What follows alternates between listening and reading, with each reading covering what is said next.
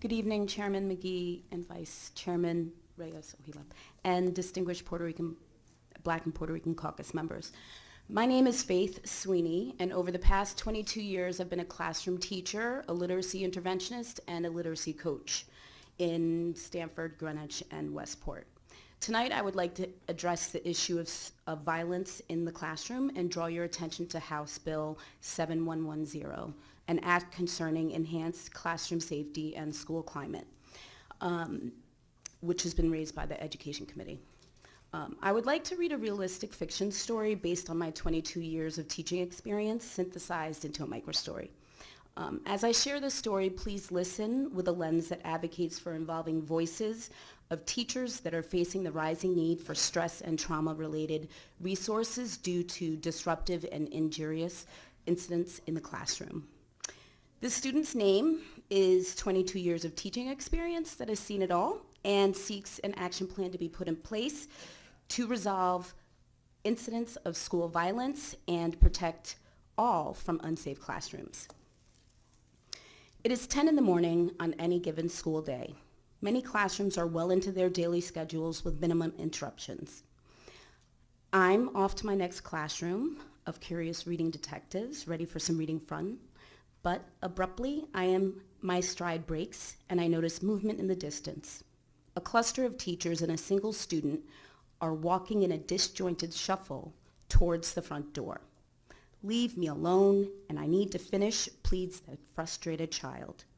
Unable to manage the emotions while trying to struggle free in order to kick, punch, or bite anyone in this student's way and bolt straight out of the front door.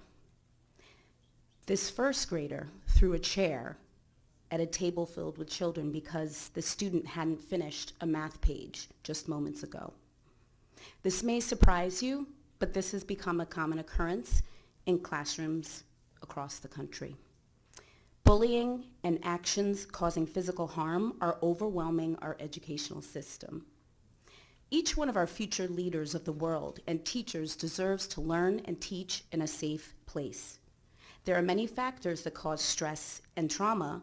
One blatant contributing factor is that our schools are becoming mandated data machines.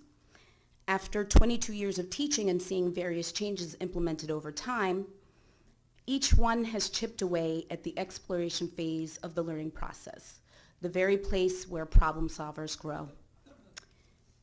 I ask you to take action in supporting bills that will focus resources on decreasing bullying and reduce and prevent incidences that cause physical harm. It is critical for classrooms to have proactive safety measures in place for every child and teacher so that teaching and learning are not interrupted by potentially disruptive and injurious incidents. Thank you. Good evening, esteemed members of the Black and Puerto Rican Caucus. My name is Kristen Record. I have lived in Bridgeport and taught in Stratford for the past 19 years, and I am the 2011 Connecticut Teacher of the Year. For years, the end of August has always brought its familiar back-to-school rituals associated with the start of a new school year. By September, we're in full swing, and another predictable thing comes along in my life: seasonal allergies. 2 years ago, however, I had the unfortunate experience of having my classroom flooded during a heavy summer rainstorm. Everything had to come out of my room, literally everything, including the carpet in the room. It was a huge mess, but luckily things were back in place for the start of the school year. But then something odd happened to me. No fall allergies that year.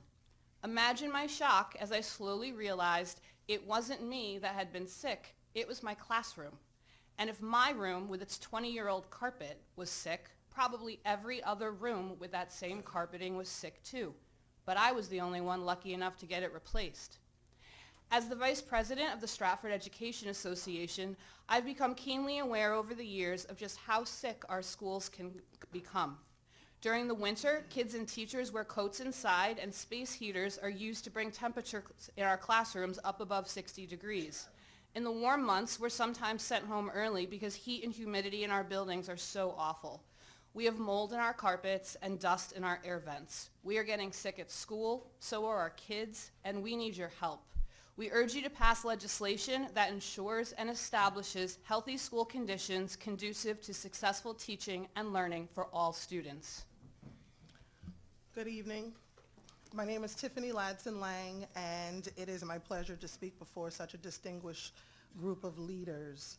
I am a 22-year veteran educator living and working in Bridgeport, and I must say that I am a proud parent of a Bridgeport public school student. Speaking of my daughter, she attends a not-so-sick school in Bridgeport. However, one summer a few years ago, she wanted to attend summer camp, which was held at another Bridgeport school. On a sweltering day, my daughter had to leave camp early because the extreme indoor temperatures resulted in her having an asthma attack. She cried and cried, and I consoled her, explaining that she would be able to go back to camp and have fun again, but that wasn't the reason why she was crying. She was crying because her friend Nina, who attended the school and was at the camp, also had asthma, and she knew that her school was sick as well.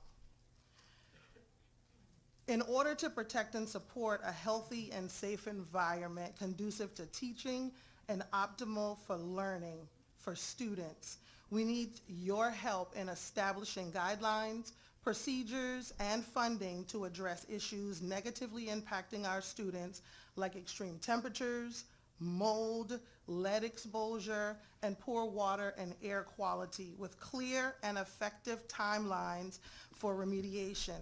Without your help, our schools will continue to be sick and in turn our students. All students deserve safe and healthy schools. Thank you. Thank you, and thank you for your commitment to our students. Just to clarify, are you all just kind of laying out some concerns that you have, or is there a particular bill that you'd like to highlight for us? There's future legislation that the CEA is going to be proposing.